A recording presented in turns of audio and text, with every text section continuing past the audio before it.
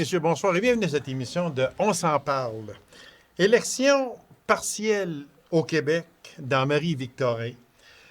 On ne parlera pas du budget qui est aujourd'hui, c'est-à-dire qu'on enregistre le 22 mars et l'émission est en diffusion à partir du 30 mars. Au moment où l'on enregistre, c'est le budget provincial. Mais là, on va le laisser pour la prochaine émission au mois d'avril. Élection provinciale, 3 octobre 2022. Apparemment, un budget aujourd'hui, le 22, mais ce n'est pas un budget électoral. Mais ça, on va en discuter un peu avec mon invité.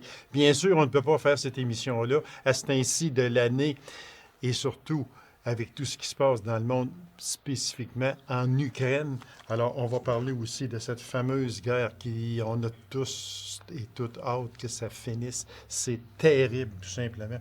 Alors, ce sont des sujets que nous allons discuter avec mon invité et analyste politique, Maître Marc Lemay. Maître Marc, bonsoir. Bonsoir, cher ami. Maître Marc, bon, on le dit, on va le répéter là, pour que les gens soient bien au courant, c'est que cette émission-là est enregistrée le mardi 22 mars à 13 h de l'après-midi, 13 h, et diffusée, une première diffusion le 32 mars. Donc, au moment où l'on enregistre l'émission, M. Éric Gérard était prêt à annoncer ou est sur le point d'annoncer son budget, son dernier budget avant les élections du 3 octobre 2022. Alors, c'est pour ça que nous allons revenir dans la prochaine émission et on va analyser ce budget ensemble. Alors, Maître Marc, c'est sûr qu'on ne peut pas faire une émission comme ça sans parler de cette guerre en Ukraine. De cette invasion. Oui, invasion, exactement. C'est clair. Mais moi, si je vous demandais, là, après ma barre, comment cette guerre-là a débuté, puis pourquoi cette rage de Poutine envers l'Ukraine? Moi, je pense qu'il faut faire un petit retour en histoire. Là. Enfin, pour ceux qui nous écoutent, là, rappelons-nous, retournons en 1991. Vous allez me dire, oui, en 1991, pour ceux qui étaient là, puis ceux qui s'en souviennent, l'URSS, sous Gorbatchev et Eltsine, a explosé, c'est le cas de le dire, elle a explosé. Et donc, la Russie est redevenue Russie. Et un paquet de petites nations, quand vous regardez la carte, là, il y a un paquet de petits États qui sont devenus indépendants et qui ont créé de nouveaux pays.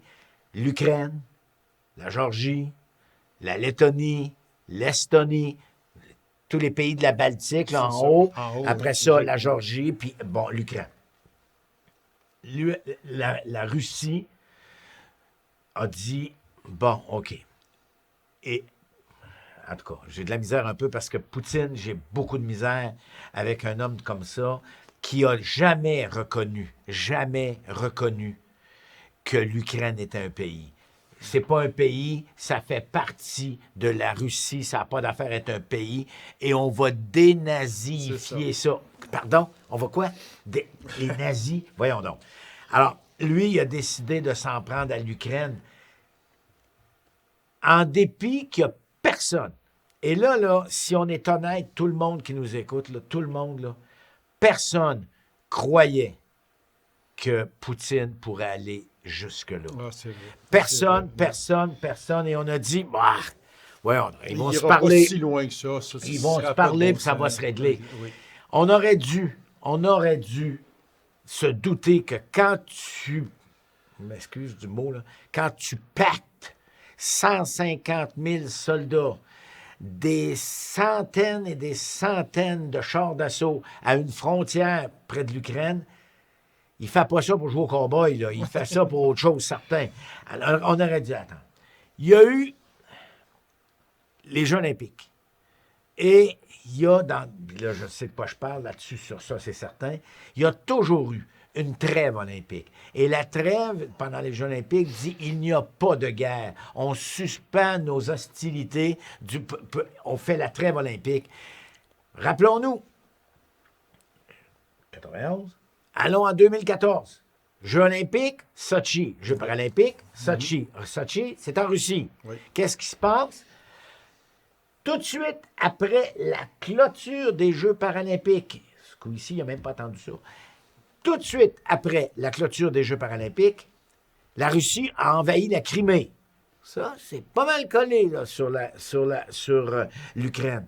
Tout le monde a dit, bon, c'est une province, ouais, c'est vrai. Il y a pas, la Crimée n'avait pas demandé son indépendance. Bon, OK, correct. Bon, OK. Mais il n'ira pas plus loin, c'est sûr. Et depuis 2014, je suis convaincu, hors de tout doute raisonnable, que depuis 2014, Poutine prépare ce qu'il a fait là. Et doucement, mais sûrement. Il s'est fait élire, il s'est fait réélire, puis il n'y a personne qui peut le déloger de là avant 2036. Il va avoir 80 queues. 2036. Pourquoi 2036? Parce qu'il a changé la Constitution, OK.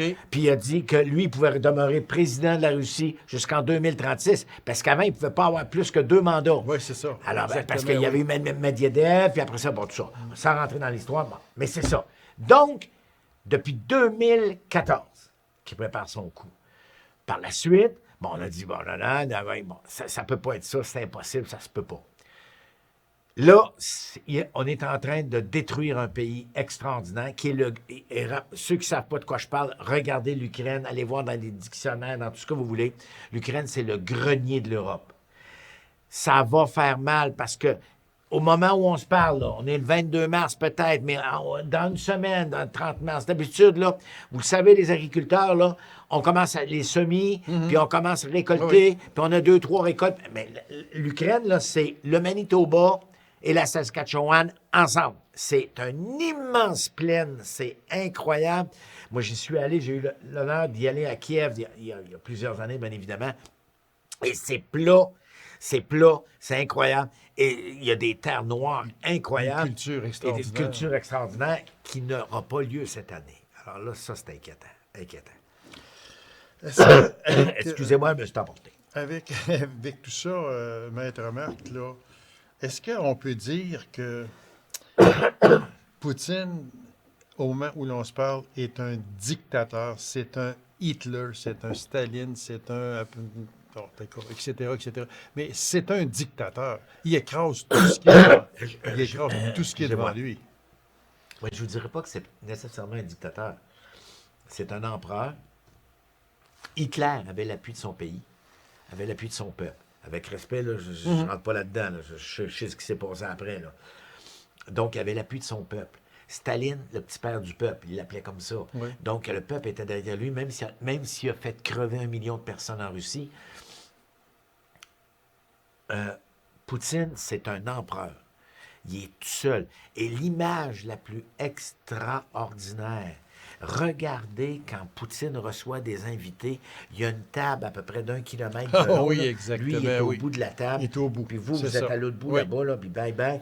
Même quand Poutine réunit son conseil des ministres, il est au bout de la table, puis tout le monde, tous les autres sont tout au fond. Il est au-dessus. Il est Au-dessus de tout le monde, au-dessus des lois, au-dessus de tout. Et là, tout le monde me dit, ouais, mais on a juste envoyé des paramilitaires pour le faire tirer, puis ça va régler le problème. Erreur. Et ça serait la pire erreur à faire. Il faut absolument que l'on coince la Russie dans un coin où elle ne peut plus bouger. C'est-à-dire avec tout le boycott. Bon, On est après le faire, là. mais il faut le faire encore plus. C'est-à-dire que le problème, c'est que l'Allemagne ne peut pas se priver du pétrole de la Russie et du gaz. Et c'est l'Allemagne, le pays qui en a le plus de besoin. Mais moi-même, si j'avais pas de vodka russe, là, il n'y en a pas mal au Québec. Ah ouais? Puis du caviar, il y a du caviar de Corrigan. Voilà, il n'y a pas personne qui va en c'est ça. mourir. Mais sauf qu'il ne faut pas oublier que la Russie est le deuxième producteur de plusieurs métaux très importants. Nous autres, on n'en a peut-être pas besoin, le Canada, mais il y a certains pays qui en ont besoin. Et donc, les commerces sont tellement imbriqués l'un dans l'autre que la seule façon, c'est de couper ce lien-là puis de dire à la Russie, on l'isole. On n'achète plus rien, on ne lui vend plus rien. Et en fait, il y a 2 pays, selon moi, qui pourraient ramener Poutine à l'ordre. Ça a l'air fou ce que je vous dis là, mais il y a l'Inde et il y a la Chine. Pourquoi l'Inde? Parce que la Russie a énormément investi et en Inde, parce qu'elle est allée chercher beaucoup de produits là-bas et en exportait beaucoup. Mais la Chine, il ne faut pas oublier que la Chine elle-même est un exportateur incroyable en Europe. Les deux tiers, c'est pas 2 piastres et 20, là, 2 tiers de ce qu'exporte la Chine s'en va en Europe. Les ports de mer, tout ça, là, tout, là, Mais la Hollande. Et donc, la seule façon, c'est que Xi Jinping, puis l'autre, là, le monsieur, le président de l'Inde, là, prendre le téléphone puis dire à Poutine, enough is enough, là, c'est assez, là, calme-toi, pompon, là. Et plus il va être isolé, oui, je comprends, mais je le sais, Maître remarque, mais pourquoi qu'au moment où l'on se parle, il y a des choses qui peuvent changer, parce que ouais. ce sont quand même, on réussit à se parler un peu, mais on n'arrive pas à des ententes. Mais là, apparemment,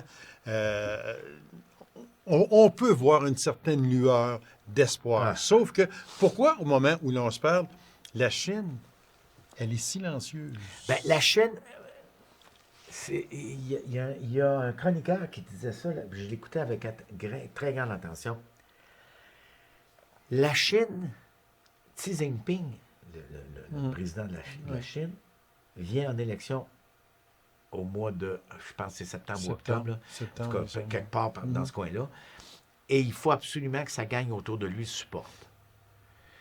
Et donc, la gang autour de lui, puisqu'on le sait, la Chine, c'est le pays le plus secret, le plus fermé, avec la Russie, là, c'est pas mal les deux pays les plus fermés.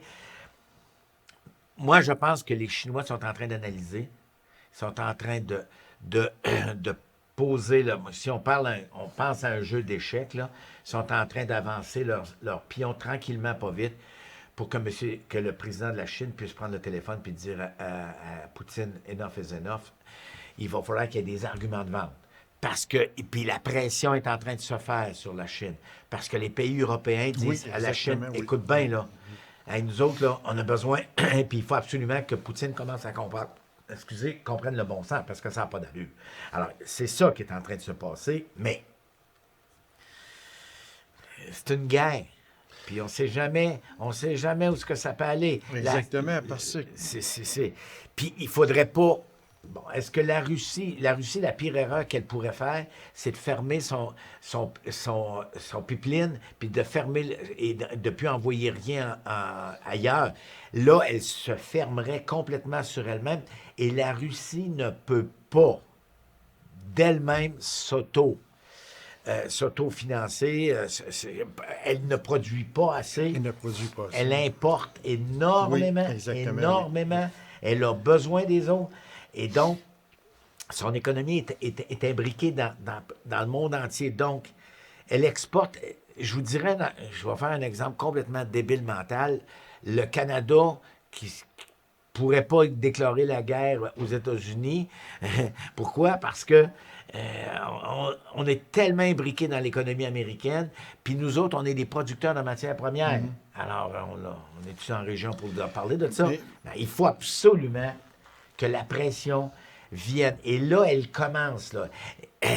Au moment où on se parle, c'est enregistré le 22, là, puis je sais que ça passe le 30, bien, d'ici 3 jours, il va y avoir une réunion des pays européens, il va y avoir une réunion de l'OTAN, il va y avoir tout ça en Europe. Et même le président Biden des États-Unis prend Air Force One puis il s'en va en Europe. Alors, ils vont mettre de la pression et ils vont en mettre pas mal. Et l'autre solution, c'est de continuer à fournir en armes l'Ukraine pour se défendre. On ne peut pas fermer Et là, je veux régler ça une fois pour toutes. Là, tout le monde me dit, toi, tu connais ça, mais tu te perds. Pourquoi que l'OTAN, il ne va pas? Pour une simple et bonne raison. C'était justement une de mes questions. Pourquoi? L'OTAN, c'est l'Organisation du traité de l'Atlantique Nord. Ça regroupe une vingtaine de pays, OK, qui ont des intérêts communs au niveau de l'Atlantique. Et l'Ukraine, la Géorgie n'en font pas partie. Donc, si l'OTAN atterrissait en Ukraine et disait non, là, on serait en guerre mondiale. C'est une guerre mondiale. Alors, exactement. donc, mais l'OTAN peut discrètement, par pays interposé, domper beaucoup d'armes. Beaucoup. Ce qui mettrait beaucoup de pression sur la Russie Ben oui. à ce moment-là. Des armes pour détruire les chars d'assaut. Oui, oui. Et ça, ils en ont. Des armes pour essayer de pogner les avions avant qu'ils lâchent le bombe, puis ça, c'est à des kilomètres de là, fait qu'il faut absolument qu'ils soient capables, avec des drones, puis tout. Moi, je pense que la pression est en train de se faire, et ça va se continuer, mais il faut absolument que cette guerre-là arrête, ça n'a pas de bon sens. Une dernière question, Marc, Ouais. Maître Marc, sur ça, c'est que est-ce que Poutine est après s'isoler, puis est-ce que ça pourrait être la fin de son règne? En train de s'isoler, c'est clair. Moi, je pense qu'il n'y a plus un chef d'État à travers le monde entier qui va y faire confiance. Voilà. Oui, parce qu'il ne respecte pas sa parole Il n'a du pas tout, respecté, du tout. et il n'a pas respecté la trêve olympique, et ça, Non. vous allez me dire, oh, la trêve olympique, c'est pas grave. Non. C'est une entente entre tous les pays. Les Oui, 193 pays avaient voilà, signé cette exactement. entente-là. Puis, Alors, il respecte même pas les couloirs humanitaires. alors, moi, Ça, c'est moi, les je crimes pense- de guerre, moi- ça? moi, oui. Ben, crimes de guerre, on verra. Il y a des enquêtes qui sont en train de se faire par le tribunal pénal international. Mais, selon moi, il est en train vraiment de s'isoler tout seul. Et est-ce que les oligarques, parce que là, on parle Ouais. d'oligarchie, puis t'as Oh, des bateaux oui, à oui, 130 millions, comme il y en a dans le port de Ah, ben, Montréal. il y en là. a même un milliard. Il y en a qui valent un milliard. Bon, alors, là-dedans. eux autres, là, ils vont commencer à y mettre de la pression parce qu'ils sont devenus riches. Le boss de Gazprom, là, Oui. moi je le sais parce que Gazprom, il commanditait une équipe de vélo là, professionnelle en Europe. Là, ils sont plus là. Mais le boss de Gazprom, là, lui, quand il va prendre le téléphone, il y a un numéro direct de Poutine, il dit Hey, Vladimir, il est temps que ça arrête. Là. Il est temps que Parce ça là, arrête, nous parce autres- que là, on va perdre nos milliards que C'est l'on ça. a. Et ils ont des affaires avec vous autres, les milliards, en plus Ouais, de ça. c'est ça. Et voilà. Bon. Fait que, il y a plusieurs... bon, il ne restera pas assez de temps, Bon, mais juste... on aura l'occasion d'y revenir. Pour nous autres, le Canada, est-ce que c'est dangereux? Ils ont fini avec ça. La seule chose, c'est que je crois pas du tout que ça soit dangereux. Tout le monde dit qu'ils vont passer par l'Arctique. Oui, exactement. Il y a une affaire que tout le monde oublie. Ben, en tout cas, certains oublient. C'est que dans l'Arctique, il y a un pays qui s'appelle l'Alaska. Puis ça, c'est pas canadien, c'est américain. américain. Ça. Oui, Donc, oui, vous oui, comprenez. Puis il y a une base militaire. Ça, il est mieux de ne pas toucher à ça. En tout cas, moi, s'il voulait venir en Arctique, je pense qu'il faudrait qu'il pense à deux fois parce que les Américains sont équipés de la grosse ouvrage. Oui, exactement. Alors, puis les fameuses mers debout, là, les Rasputitsa, là, ça peut-tu empêcher ou bien non, pas en doute? Non. Ils vont mettre le ski puis ils vont passer pareil. Ouais, C'est à peu c'est près ça, ça. mais ça me surprendrait bien gros. Ben En tout cas, on souhaite que cette guerre-là Ben se oui. termine le plus vite J'espère que possible, quand parce on va se revoir le 12 avril, Ouais. que peut-être il y aura une entente, qu'il y aura un cessez-le-feu qui va avoir été signé, je l'espère. On l'espère tous. Juste avant d'entrer en onde, Maître Marc, et vous l'avez pris, puis je l'ai pris également, on n'a pas beaucoup de détails dessus. C'est la fameuse entente. Il y a une entente qui a été signée ce matin entre le NPD et le Parti libéral du Canada de M. Justin Trudeau. Une entente jusqu'en 2025 que le parti NPD ne renverserait pas le gouvernement. Donc, M. Trudeau s'assure ou presque de régner jusqu'en 2025. S'il reste là, il faut bien s'entendre là-dessus. Mais on n'est pas au courant là, de cette entente-là. Vous et moi, on ne l'a pas lu, mais c'est peut-être bon pour le Parti libéral. Mais est-ce que le NPD se tire pas dans le pied? Il y a combien de députés du NPD? Pas beaucoup. Non, il y en a 25. Mais il y en Oui. a combien qui attendent désespérément qu'il n'y aura pas d'élection avant 2025 pour pouvoir avoir leur pension? Hein? Il y en a combien de ça? Il y en a plusieurs. Il y en a Il y en a plusieurs. Il y en a plusieurs. plusieurs. Bon, ça. OK, on est cynique. Encore un rappel historique. Ed Broadbent, qui avait signé une entente avec Pierre-Éliott Trudeau. Oui. Quand l'entente a pris fin avec l'élection, parce que M. Pierre-Éliott Trudeau, à ce moment-là, le père de l'autre, était minoritaire.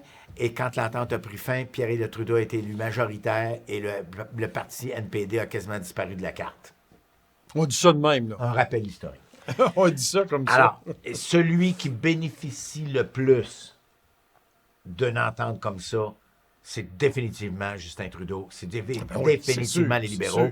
C'est sûr. L'entente dit à peu près que où il y aura des votes de confiance, Qui pourrait renverser le gouvernement? donc le budget, Oui. le discours, ou que le gouvernement décide que c'est un vote de confiance, ben le NPD s'engage à voter avec le gouvernement. Bon, mais une fois qu'on a dit ça, ça veut dire qu'un projet de loi quelconque, il n'y a pas de danger, le NPD pourrait voter contre, donc le projet de loi ne serait pas adopté. Mais moi, là, quelle crédibilité il va avoir le NPD pour venir nous dire ça? Et bien évidemment, les conservateurs, le Bloc, tout le monde a dit c'est une entente libérale, point. Ça fait l'affaire de M. Trudeau. M. Jack Minsing vient de sauver sa peau jusqu'en 2025. Oui, mais à quel prix? À quel prix? On verra. Mais je vais vous dire que c'est pas fini. C'est loin d'être terminé, cette histoire-là. Et comme on dit dans notre jargon, j'en connais une couple de députés ou de candidats du NPD qui vont-tu se faire écœurer, tu penses? Mon ami, ça va être quelque Mais, chose. mais est-ce une pareille entente, oui, vous en avez parlé avec Ed Broadman puis Trudeau père, mais c'est rare que l'on fait une entente comme ça, parce que ça coûtait cher à Ed Broadman. Ben, ça coûtait cher à Ed Broadman. Et le pire, c'est que l'entente, ben, ça prévoit que le gouvernement va étudier la possibilité d'avoir un plan national dentaire. Ça prend Ouais, un plan exactement. national de ci puis de ça. Moi, si j'étais M. Legault au Québec, Oui. parfait. Moi, je me J'adore. retire avec plein de compensation. Et voilà. Comme on l'a fait avec les garderies. Donc, on a déjà un plan dentaire. Nous autres. Ah ouais, donne-moi l'argent. T'as un plan pour les docteurs? Ah ouais, il y a un autre plan. Ah oui, c'est ici. Mais tu viens pas nous donner des directives. Comment dépenser cet argent? cet Voilà. argent-là, par exemple. Ouais, Ça, exactement. c'est clair. Comme ça a sorti au cours de la dernière élection, Voilà. ça a sorti comme ça, où le gouvernement de M. Trudeau a dit aux provinces, entre autres au Québec, on va te donner l'argent, mais tu vas faire telle affaire avec telle affaire. Et ça, La santé, c'est provincial et non pas Et il y fédéral. en a qui ont dit Et étouffe-toi. voilà. Bon, Ça va être intéressant. très intéressant. On en a parlé, Maître Marc, mais là, ça approche de plus en plus. La fameuse partielle dans Marie-Victorin. Ah oui. Ça, là, on l'a dit, redit et redit. On va le redire encore une fois. C'est le baromètre. C'est un test. Je dirais pas que c'est nécessairement un baromètre, mais c'est un test. C'est un record dans une circonscription électorale où il y a plus de femmes que d'hommes, et pas mal comme Oui. candidats. Oui. En fait, il y a juste un homme, c'est Nantel, qui se Nantel. présente pour le Oui, Parti québécois. Oui. Mais le test, là, le test véritable, là, c'est pour le Parti libéral, pour le Parti québécois, pour le Parti conservateur du Québec, M. Duhem, Oui. avec Mme Casabonne, la CAQ.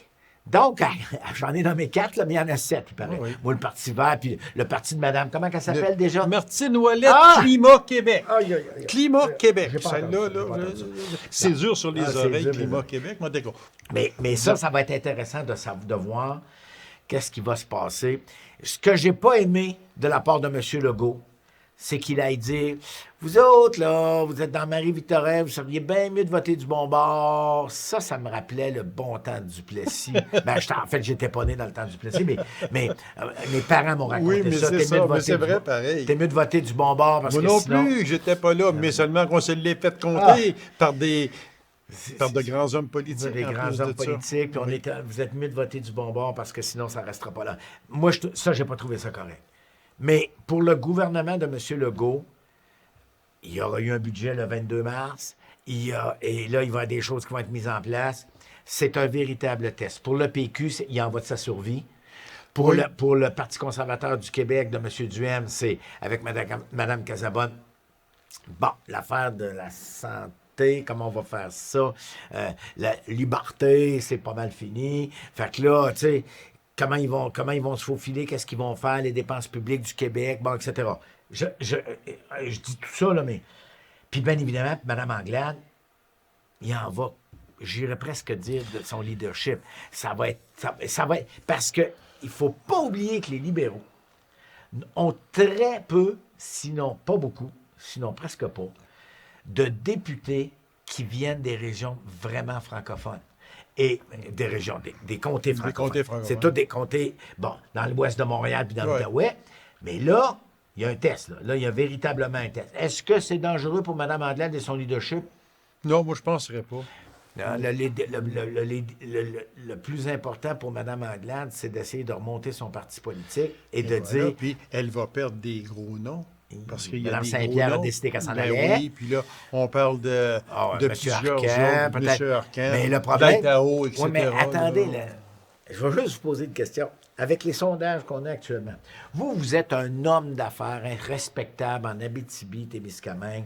Vous aimez la politique. Puis bon, les libéraux vous approchent, puis vous disent « Hey, ça te Bon, tenterait-tu tu de... es administrable en T'es plus ministrable. de ça. Il n'y a pas de problème. Ouais. Oui, mais c'est manqué. Mais tu te retrouves dans le banc d'opposition avec Mais 85 000 de salaire. Pour être ministre, il faut être au pouvoir. Ben, non seulement il faut être au pouvoir, Premièrement, il faut être hein? au pouvoir, mais là, il faut que tu vas... Monsieur, comment il s'appelle? Fitzgibbon, qui après Fitzgibbon. ses dépens que toutes ses actions de compagnie, il faut voilà. qu'il mette ça en fiducie. Alors, quelqu'un qui a une entreprise, là, il y en a beaucoup qui vont réfléchir pour dire ouais, si le Parti libéral n'est pas au pouvoir. Je passerai à mon tour, peut-être. Moi, peut-être que j'attendrai peut-être dans 4 ans, là. Je passerai à mon tour. En tout cas, tu sais, pour le PQ, ça, par exemple, Marie-Victorin, c'est tout un test. Oui, C'est puis tout avec un Pierre Nantel, ils ont des chances de le conserver. Ça fait 40 ans oui, là, oui, qu'ils sont oui, là. oui, là. oui, oui. Oui. Mais à 7 dans un... on Non, divise non, le vote c'est pas ça, mal. Là. On exactement. divise le vote. Ça va peut-être donner une chance, mais on verra ça. Puis Québec solidaire, mais là... Ah non, Québec solidaire, oubliez ça.